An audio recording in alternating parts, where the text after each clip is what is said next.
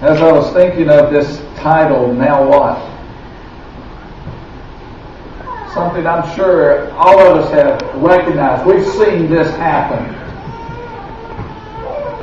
A dog sitting on your front porch sees a car go by, and he runs out to the road and he chases that tire. And he's barking and carrying on after that tire. You ever wonder what happens if the car stops and he catches that tire? That dog has to ask, now what? Now what? Now what do I do? Somehow that dog has got to make a decision.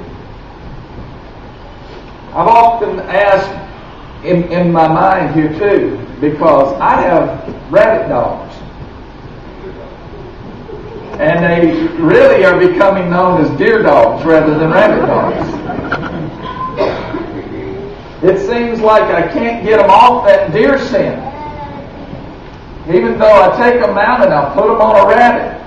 If they run up on a deer, they're going to follow that deer. It's a bigger prize, you know. They're smart. Why are you shaking your head, man? I'm wondering, what can I do? How can you change a dog's mind? How can you change the mind of a dog that's chasing a tire that when he catches it, he doesn't know what to do with it? How can you change a dog's mind that when he's supposed to be chasing a rabbit, he's chasing deer? I've heard a lot of different ways. Some of that's shock therapy. So if I take that thought and apply that to us today, you see, there's a lot of us who are chasing after sin. We're chasing after something just like the dog's chasing after a tire. We're chasing after sin. When you catch up with it, now what?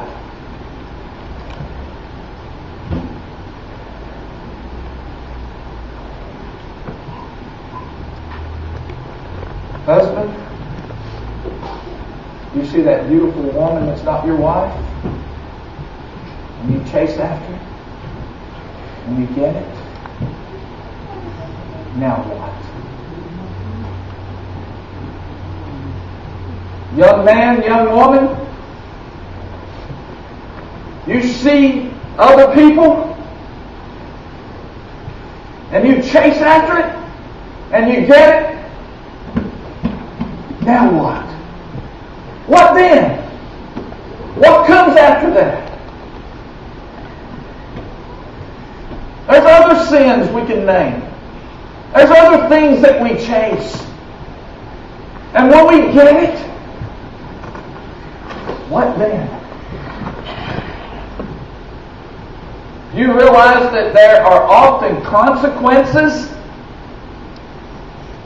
for the choices that we make. What then? You better start thinking about that question. What then? If you ask that question beforehand, maybe it'll help you in your decisions. Because some of this stuff is as foolish as a dog chasing a tire. Most of it, if not all of it. You come to a crossroad in life. You have to make a decision. If you're going down the road and you come to a crossroad, there's got to be a decision made. How do you decide when you come to that crossroad which way you need to go? How do you decide? Anybody got an answer? How do you decide when you come to the crossroad which way you have to go? There are signs. There are signs in that crossroad. And those signs determine which direction you want to go to some extent. But it is the direction you have determined before you come to that crossroad, which way you want to go. If you come to the crossroad down here at Interstate 77 where it says 21 to Sparta and Interstate 77 to Roanoke, you have already predetermined in your mind which crossroad, which road that you need to take. If you're planning to go to Sparta, you better not go to Roanoke. It's going to be a hard, long trip. And if you're planning to go to Roanoke, you better not go 21. You've already predetermined. So when it comes to the crossroads in life, which way are you going to go? There is a predetermined direction. And there are signs along the way helping you to decide before you even get there. But are you paying attention to them?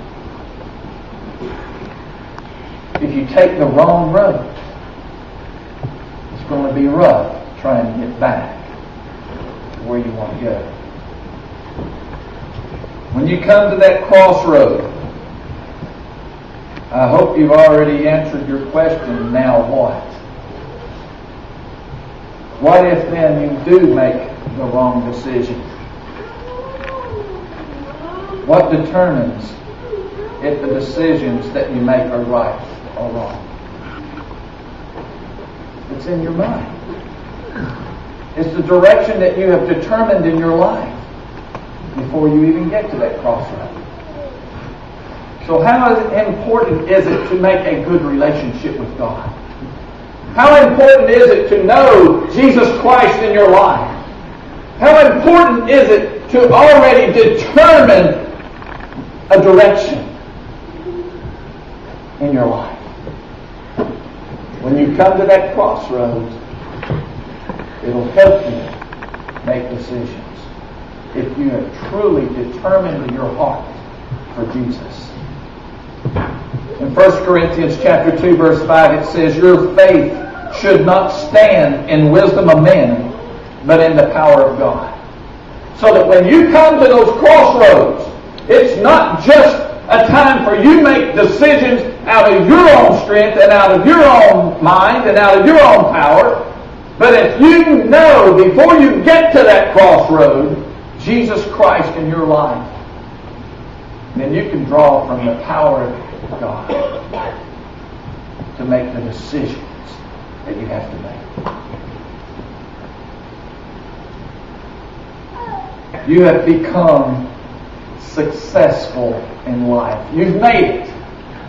Now, there's not very many of us around that like to claim that we've made it, that we're successful.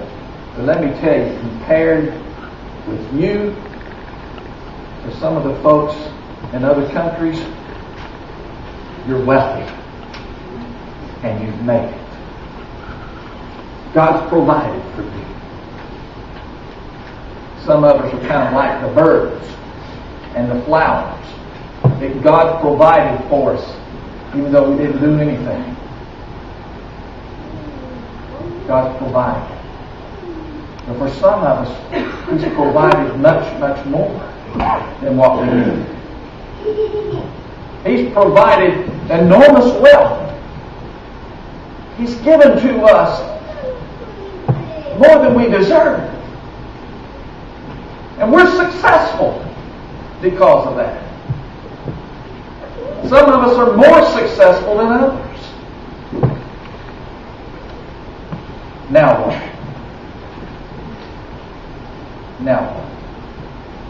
With the success that you have, with all that God has given you, what are you going to do? Now what? What will you do next? Will you do what is right and seek God's forgiveness? Will you do what is right and seek God's way? What are you going to do with your success?